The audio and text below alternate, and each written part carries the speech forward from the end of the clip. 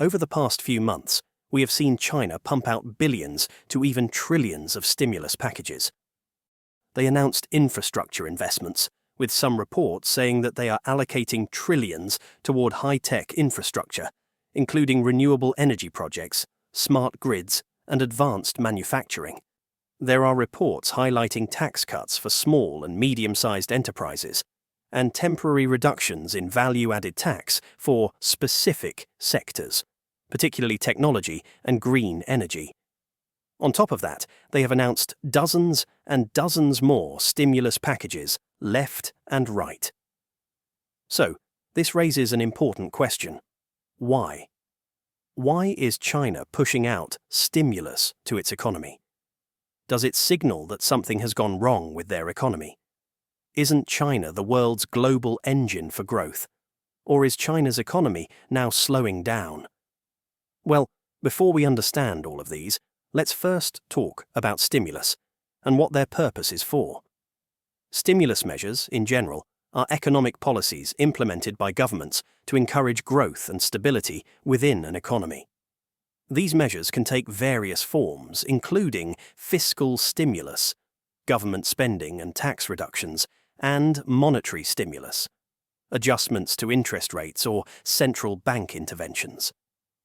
The primary goal of any stimulus is to boost economic activity, whether by increasing consumer spending, spurring business investment, or supporting specific industries during periods of economic uncertainty or downturn. Over the past decade, China has implemented many stimulus measures to cushion different challenges. Let's pull up a graph on the GDP annual growth of China. Here, you can see that China has experienced two major problems since the start of the 21st century. The very first was the 2008 global financial crisis, and the second is the 2020 COVID-19 pandemic. In both of these economic challenges, China has pumped out big stimulus packages. In 2008, for instance, stimulus amounted to 4 trillion yuan, $586 billion. But in 2020, it provided various stimulus packages in different years, stretching from 2020 to even until today. These stimulus packages are evidently seen in the country's general government debt. Here's a graph on that matter, data from the International Monetary Fund, IMF.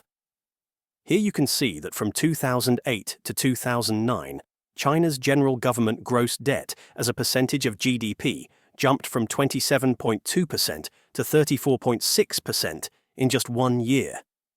The same story is seen from 2019 to 2020, where the percentage jumped from 60.4% to 70.2%. These are no small figures, and they highlight the immense increase of debt in just 1 year. And the reason why stimulus packages and government debt are related is because stimulus packages are often funded through government borrowing. When a government injects large sums of money into the economy to stimulate growth, it frequently relies on issuing bonds or other forms of debt to finance these expenditures. Now that we have an understanding of what stimulus packages are and a bit of history in China, let's now understand why China is pumping out stimulus packages. There are 4 major reasons behind China's stimulus packages. The very first is because of China's property market meltdown. In the past few years, we have seen the collapse of major property giants in China like Evergrande, which triggered widespread financial instability. Housing was known to constitute a significant portion of Chinese household wealth, and it was a big contributor to China's GDP. Some reports out there indicate that real estate contributes over 30% of China's GDP, which makes it the single biggest contributor. For instance, in 2021, China's GDP at that time was $17.82 trillion, and a 30% contribution meant that the real estate sector was contributing approximately $5.35 trillion to the economy. This staggering figure underscores the critical role of real estate in China's economic framework, but it also reveals a fundamental vulnerability. That vulnerability would come out if a crisis were to occur, and it did. we saw a significant decline in the real estate sector in China, which had far-reaching implications for the broader Chinese economy. For instance, consumer confidence, which is a key indicator that reflects the overall health of an economy, took a nosedive as the real estate crisis unfolded. Here's a graph on China's consumer confidence, data from the Organization for Economic Cooperation and Development. Here you can see that since the early months of 2022, China's consumer confidence has not really recovered at all. This is a reflection of the lingering economic uncertainty and the long-lasting effects of the real estate crisis on household sentiment. This prolonged dip in consumer confidence then puts another strain on the economy, and one of its effects is unemployment rate. Yes, unemployment in China isn't really that bad if we take a look at the overall data. Here, you can see that for the latest data available for November of 2024, China's unemployment rate was at 5%, which was the same since pre-COVID-19 levels. But one of China's biggest problems is youth unemployment. Here's a graph on that matter. Here, you can see that youth unemployment in China is terrible. In the previous year, in June 2023, it even reached over 21.3%. That data alone even prompted China to halt the publication of this closely watched benchmark until the recent change that we now see. But even though it has changed, it's still very high. How so? Well, here's a graph on the US unemployment rate.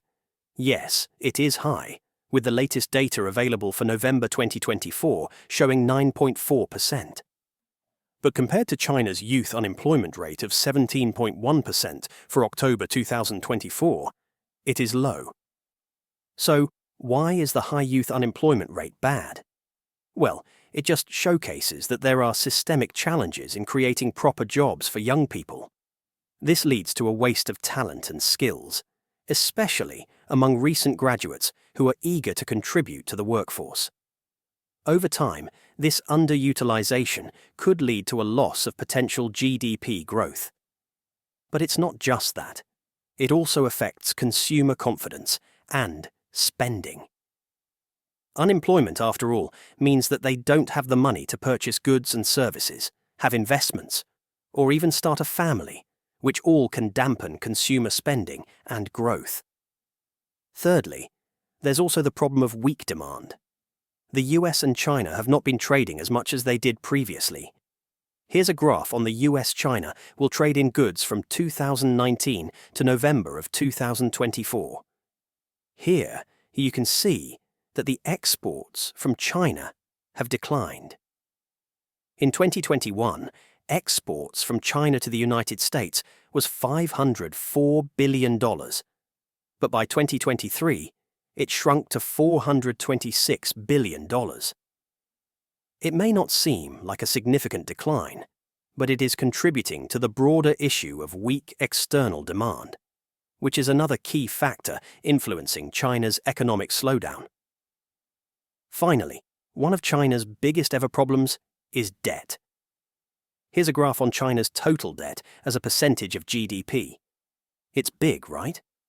In 2023, China's total debt to GDP was 289.4%. For the very same year, China had a nominal GDP of $17.79 trillion, which means that China's total debt amounted to a staggering $51.47 trillion.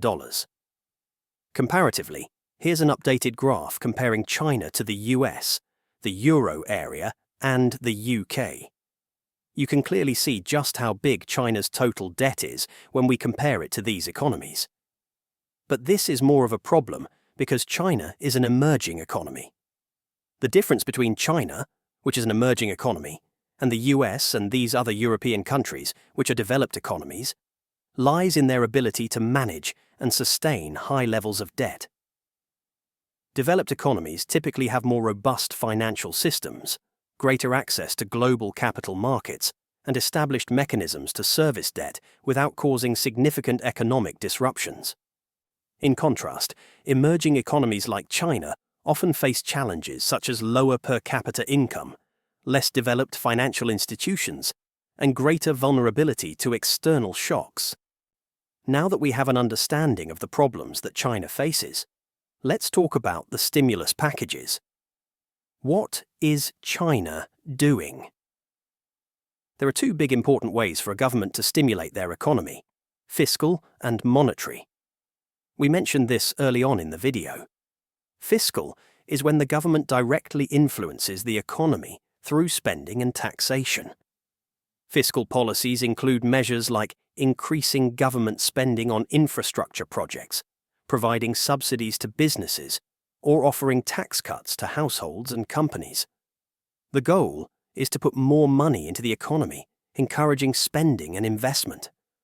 On the other hand, monetary policy involves the central bank's actions to control the money supply and interest rates. This typically includes measures such as lowering interest rates to make borrowing cheaper, implementing quantitative easing, buying financial assets to inject liquidity into the economy, or adjusting reserve requirements for banks. Monetary policy aims to create a favorable environment for borrowing and investment. Let's start with monetary policy first.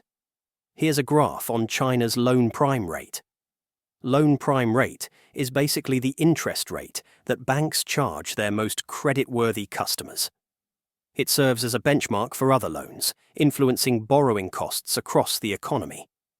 Here, you can see that China's loan prime rate has been steadily reduced over the past few years. The goal is simple: make borrowing cheaper to encourage businesses to invest and consumers to spend. Lowering the loan prime rate is one of the People's Bank of China's key tools to boost liquidity in the economy. It aims to support struggling industries, reduce financing costs for companies, and stimulate economic activity. However, the challenge is ensuring this cheaper credit is used productively rather than fueling bubbles, especially in sectors like real estate. Following monetary policy, there's also fiscal policy. China has been allocating a lot of money for infrastructure projects. But the best data that we can see here is to lay out China's general public budget. Here, you can see that China has revenues and expenditures, as well as deficits. What China plans for 2025 is that they will significantly increase its fiscal deficit to 4% of GDP. This basically means that China will spend significantly more than it earns in revenue, primarily to stimulate economic growth and address economic challenges. The fiscal deficit increase to 4% of GDP represents the highest level on record, translating to additional government spending of approximately 1.3 trillion yuan, $179.4 billion. Here's a graph on China's government budget to GDP. Here you can see in the past few years, China had growing government deficits. In 2025, they are planning a budget deficit of 4%. But that's the key word here: target. In previous years, the official deficit targets were set lower, typically around 3% of GDP. However, actual deficits may have exceeded these targets due to off-budget expenditures and local government financing vehicles, which are not always fully reflected in the official figures. But the high deficit target showcases just how serious China is in pumping out fiscal stimulus. Then, beyond fiscal and monetary policies, China has also opted for subsidies. They have provided extended subsidies for consumer trade-in schemes, which now include a wider range of home appliances and digital products. They have also provided subsidies for purchasing new energy vehicles, NEVs, and hybrids have been extended through 2025, contributing to a significant increase in sales of these vehicles. These will help consumer spending rebound and stimulate economic activity by addressing key areas where consumption has slowed. Additionally, millions of government workers have received wage increases, injecting between $12 billion and $20 billion into the economy, which would further help increase consumption. Then there's also plans to issue a record 3 trillion yuan in special treasury bonds to fund various initiatives, including infrastructure projects and business support programs. What this is for is boosting economic activity by funding large-scale infrastructure projects. The goal is to create jobs, stimulate consumption, and lay the groundwork for long-term growth in high-tech and sustainable industries. Finally, the local governments are also expected to receive substantial money. A 10 trillion yuan plan has been approved to help local governments refinance existing debt, aiming to reduce financial risks and stabilize the economy. These and many more are being pumped out. But of course, whether they work or they are enough is another question. But anyway, do let us know what you think. Thanks for watching.